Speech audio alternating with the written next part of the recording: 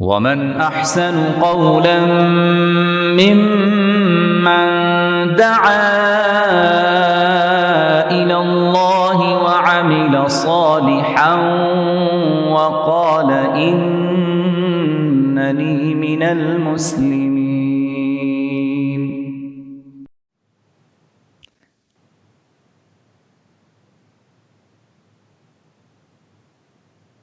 Assalamu alaikum. There are 10 psychological benefits to fasting, and every single one of the psychological benefits I'm going to share with you is actually a way towards attaining Jannah. It's amazing how Allah is preparing us both emotionally, psychologically, and spiritually to attain Jannah. Bismillah, wassalatu wassalam ala Rasulullah.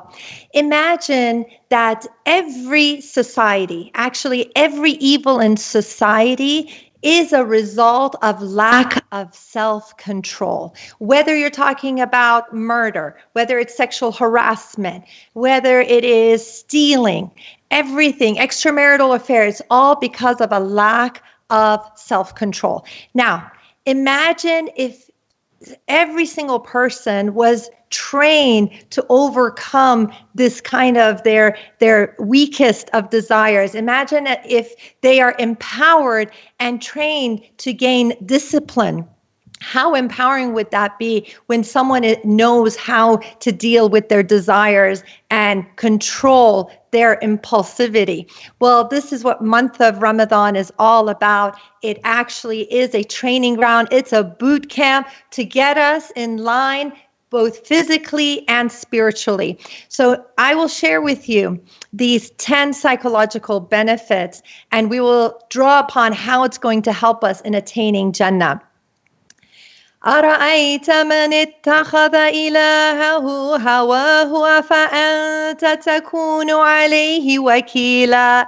Have you seen the one who takes as his God his own desires? Then would you be responsible for him? Surah Al-Furqan, ayah number 43. There are some people who are completely succumbing to their desires, whether that is a desire for wealth, whether it's for fame, whether it is the desire for the opposite gender, and they are totally surrendering to that, and that becomes their God. That becomes everything that is important to them. And we need to be careful about this, and we're going to train ourselves in this beautiful month of Ramadan how to take control of that.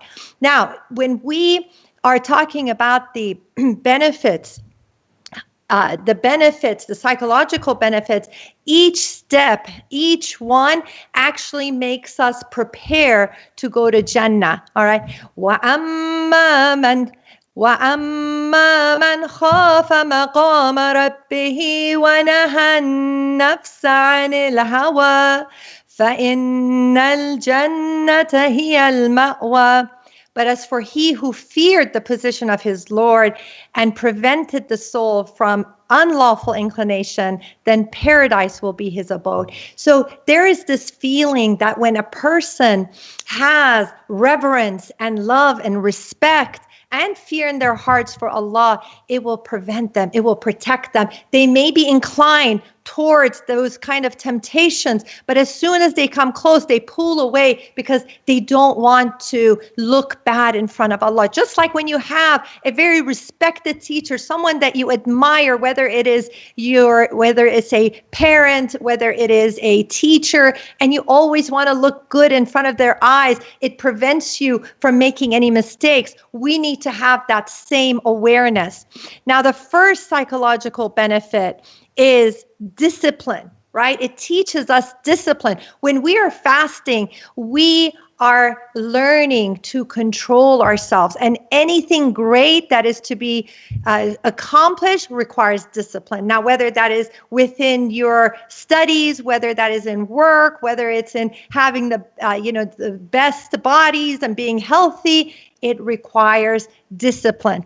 And when we practice that discipline, when we see that it is a time that we adjust to very difficult circumstances. We're able to give up water, we're able to give up food, we're able to give up our desires, and this will train us. If we can control those desires, then it gives us the strength to control so many other desires. And how is this needed? How is this helping us to attain Jannah? First of all, is that so much of our lives is consumed in immediate gratification. We want it here and we want it now. We want the Amazon Prime. We want it delivered today. We want the information today. We are very impatient and we're constantly looking for that next fix. And so this is training us for delayed gratification, because actually the ultimate delayed gratification is Jannah. And so if we can delay eating, if we can delay drinking, then we are training ourselves to delay a lot of the gratifications and wait for Jannah. And this is one of the most important aspects of gaining that sense of self-control and taming the nafs. We have to tame the nafs. Now, the second psychological benefit is emotional management, is knowing how to act, what to say, how to behave, whether that's with your spouse, with your children, with your community members.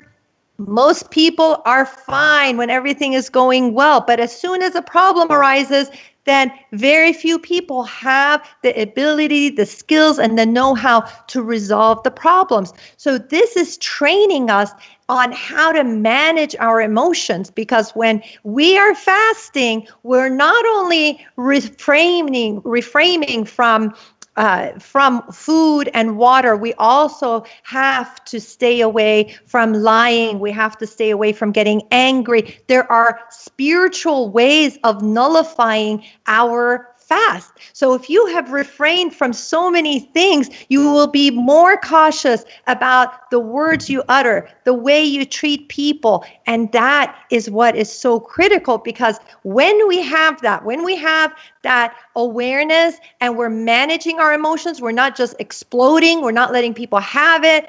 That is what's going to help us prepare for Jannah. Because in Jannah, in order to get to Jannah, we have to have good relations. You cannot go and just live in a little island and not deal with anyone and cut yourself off from everybody and think that if I just pray all day long, then that's my way to Jannah. We are interconnected. We have responsibilities. We have to really prove ourselves on a daily basis with the people that we are responsible for and the people that Allah has put in your lives for a reason. Every single person is in your life for a reason. And if you decide that you're going to cut somebody off because you don't like them, or they don't have the same belief system, or they don't have the same practices as you, and you cut them off, then Allah has a very serious message for you. And that is from the Hadith Qudsi, that Allah is saying that whoever cuts a person off, there's salat al-rahim, that Allah is going to cut them off, because this is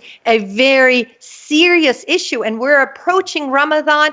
We need to make sure that we are connecting with our family members. We are forgiving and asking for forgiveness, right? So this emotional management will help us in having good relationships with our loved ones, and make sure that we are attaining Jannah through that. The third psychological benefit of fasting is empowerment, right? When you are fasting, it makes you feel accomplished. It makes you feel strong. It is like when I remember doing the keto diet for 6 months, and I would go to dinner parties and there would be tables of these desserts and bread and carbs and all of those things, and being able to say no to that and not having it because I was adhering to my diet made me feel so empowered. And that's how we feel when we are fasting. And I remember being in public schools and all my friends, none of them were Muslim, and they were eating, and being amongst them and being able to see them eat and you not eat, it is an empowering feeling. You feel strong.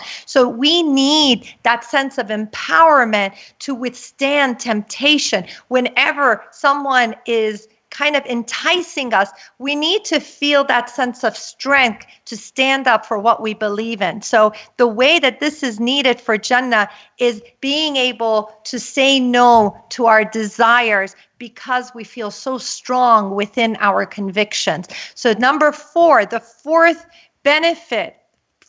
psychological benefit of fasting is mindfulness. Mindfulness is being in the here and now. It is such an essential part of our deen, having mindfulness. Many times people are on autopilot. They're just going through the motion. Even in prayer, they're just going through the motion. Even when they're doing their adhkar, they're not aware. They're not mentally aware, and it is all through our mindfulness that we can have that khushu. When you are careful about what you're eating, what you're drinking, what you're saying, even what you're feeling, that leads to a heightened mindfulness. And we need that sense of mindfulness to attain Jannah, because the only way you can attain Jannah is if you're mindful of your thoughts, you're mindful of your emotions, where there's no jealousy, that you're not having hatred in your heart, that you're not saying words that hurt other people's feelings, that you are not spreading rumors, you're not lying, you're not doing any of the things that will cause you to sin. And that heightened mindfulness will actually lead you to Jannah, inshallah. The fifth psychological benefit of fasting is gratitude. The sense, that feeling of being so grateful, because when you have fasted, when you have deprived yourself from food and water for so many hours, then the first sip of water that you take, you are so grateful. Nothing is sweeter. When you take that bite of the date, it leads to a deeper appreciation, because deprivation leads to appreciation.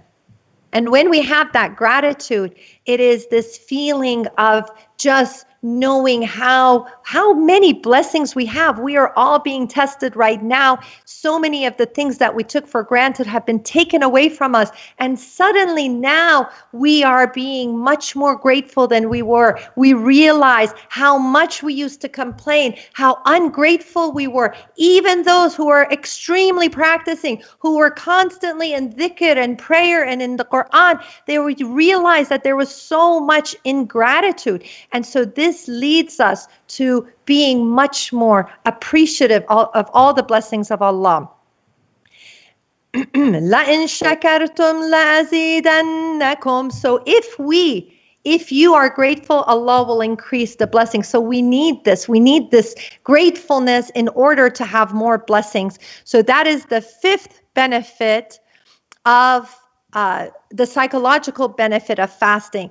The sixth one, right? And let me tell you the benefit, how is this needed for Jannah? That we need to be Jannah worthy, right? We need to be Jannah worthy. You know, when someone is, let's say, striving to go to an Ivy League school, not anyone can get in, right? You have to have a certain GPA, you have to have certain accomplishments, you have to have certain letters of recommendation. Someone who just was, let's say, a C average, and someone who wasn't striving, they can't even think about applying to a school like that. You have the best of the best with the highest credentials applying, and only a select few are chosen.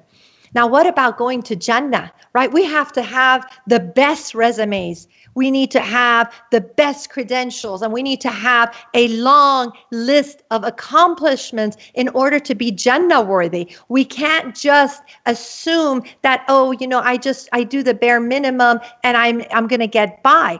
So when we are focused on the gratitude, then we are beefing up our spiritual resume, and that we can be more Jannah worthy, inshallah. The sixth psychological benefit of fasting is patience, right? The patience of controlling your physiological needs, right? Remember, I talked about the Maslow need hierarchy. The number one need that we all have, that we are all so in need of, is the physiological needs, right? And if that is not, people are not concerned about going up the ladder and achieving, whether it is achieving relationships or achieving self-actualization. So when we are controlling our physiological needs, then that is giving us an incredible amount of strength and patience. And this is what is needed, right? Patience is needed when you are trying to worship, when you're trying to get up in the middle of the night and pray, when it's cold and you need to do that wudu, when you are, you are being tested. Many of you may be tested right now. You've lost loved ones. You have lost your job. There may be financial pressure. There may be emotional pressures, and you're being tested. What do you need in order to pass your test is the patience. And so as we train our patience muscle in the month of Ramadan, we are able to endure our tests with so much more poise and dignity. واستعينوا بالصبر والصلاة وإنها لكبيرة إلا على الخاشعين. And seek help through patience and prayer. And indeed, it is difficult except for the humbly submissive to Allah. So this is the prescription that Allah is giving to us. Right now, many people are they're going to psychiatrists for prescription, to doctors, give us the remedy, give us the cure. We want a cure for coronavirus. We want a cure for depression. We want a cure for anxiety. Allah is saying your prescription is you have to have patience and you need to have the salah, right? So this is such an essential part of improving ourselves, improving our daily lives. If we have patience with our spouse, our relationship's going to get better. If we have patience with our children, they're going to blossom. And if we have patience with ourselves and our progress, then we are going to blossom, inshallah. So the sixth psychological benefit was patience. And the seventh psychological benefit is prioritizing. Knowing that Allah is the number one in your life. For many clients that I work with, the problems that they're facing is because they did not put Allah at the top of their priority pyramid. The priority pyramid, look at it as a inverted pyramid, and on top needs to be Allah. And many people will put different things. Some people would put their work, some people put their spouse, some people put their children, and they revolve everything around what is most important to them.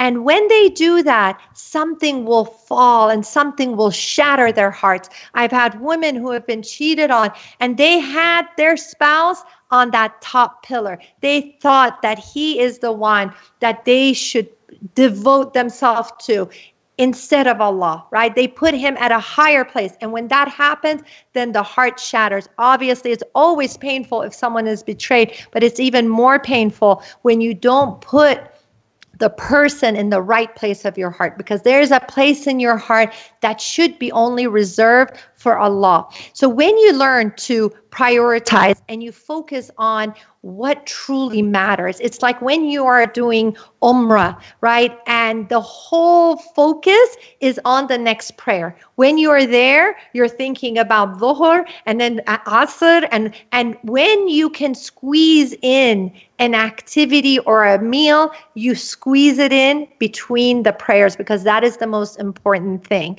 right? But when we are back to the real world, what ends up happening is that our priorities shift, and we are so focused on work and family and house and all of these things that we try to squeeze in the prayer. So the priority totally flips around. So we need to make sure that we have that correct priority. And how is that needed? We need this for Jannah, because if Allah is not your priority in life, then you're going to make the wrong decisions. If Allah is not number one in your heart, you are going to succumb to others. If Allah is not number one in your heart, your desires may become your God. And this is why we really have to shift our priorities and make sure absolutely make sure that no one takes the place in your heart that is solely reserved for Allah.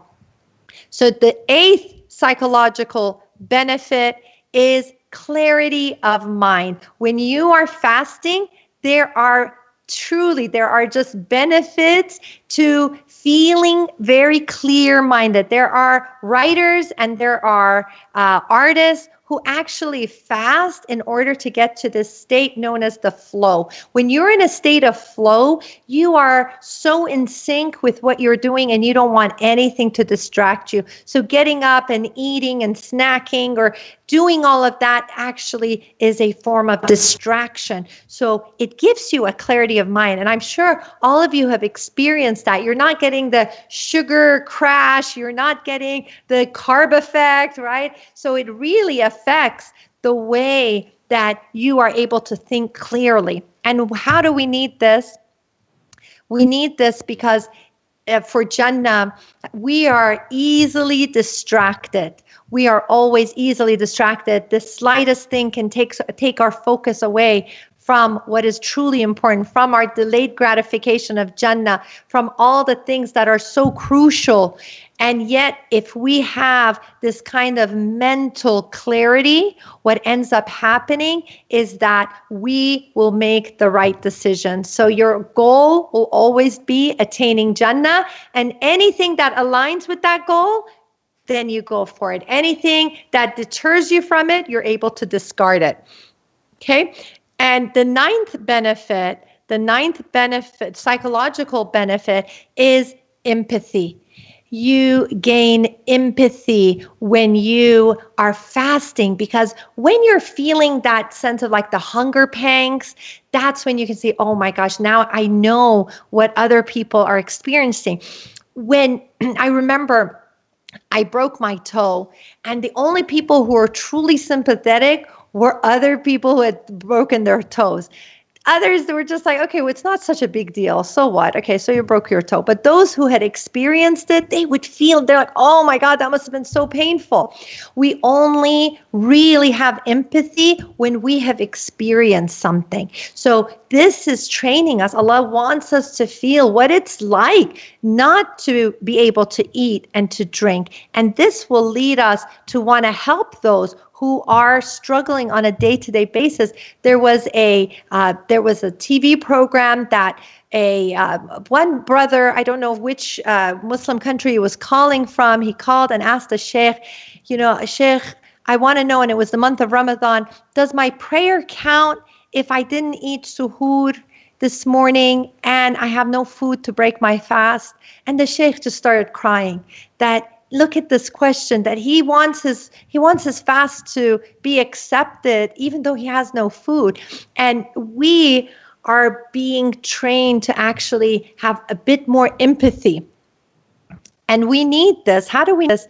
Is والذين آمنوا وعملوا الصالحات أولئك أصحاب الجنة هم فيها خالدون. But they who believe and do righteous deeds, those are the companions of paradise. They will abide in there forever. Okay, so this is for empathy. The 10th psychological benefit of fasting is that it is a boot camp for spiritual enlightenment. We all attain that feeling of euphoria, that feeling of connection when you're in your prayer and your heart breaks and you're able to weep, when you're in sujood, when you're getting up for the qiyam and you're in qunut and you're really into it. This is what is bringing about is this spiritual enlightenment. And how is it that how do we benefit from this? How is it that some people easily stand, and as soon as the prayer starts, you hear them, weeping quietly or tears rolling down their faces. And some people could be in the prayer the entire month and not shed one tear. And it has a lot to do with how we live our days. How do we live that year? How is your year before Ramadan? right? Because some people are just waiting for Ramadan. It's like that is the time when we all refuel, we all need it. But the way you've lived your life the past year will determine the kind of Ramadan you're going to have. So if you were heedless, if you missed prayers, if you did all of that, then don't expect it to just be magical, right? You can attain closeness. You can attain the spiritual high. And this is in no way to discourage you. We always can press reset and strive. What I'm saying is that if we want what, let's say, sometimes we see other people achieve and we want some of that, and that's the halal jealousy, right? We want some of that. We want that. We want the khushu. We want that extra zeal that some people have. It has to do with how you live your everyday. And that is analogous to how you die, how so much to do with how you lived your life. Don't think that you can live a heedless life and at the moment of death you're going to say La ilaha illallah. How you live your days is going to determine how we die. So we need to be really aware of that. And when we are spiritually driven and we are enlightened, that is our fuel for Jannah. That is what's going to fuel us, because we are focused on achieving Jannah, because we know we have our priorities straight. So I pray that all of us can benefit from these psychological benefits and remember. So one was discipline. 2 was emotional management. We don't want to spiritually nullify our fasting because of words we say or how rudely we act. 3rd was empowerment, feeling strong and accomplished. 4th is mindfulness. You have to be aware of your words, your actions, everything that you're doing. 5th is gratitude, is just being more and more grateful. 6th is patience, having much more patience. 7th is prioritizing, making Allah number 1. 8th is clarity of mind. 9th is increased empathy. And 10th is that spiritual enlightenment. Jazakallah khairan. Assalamu alaikum.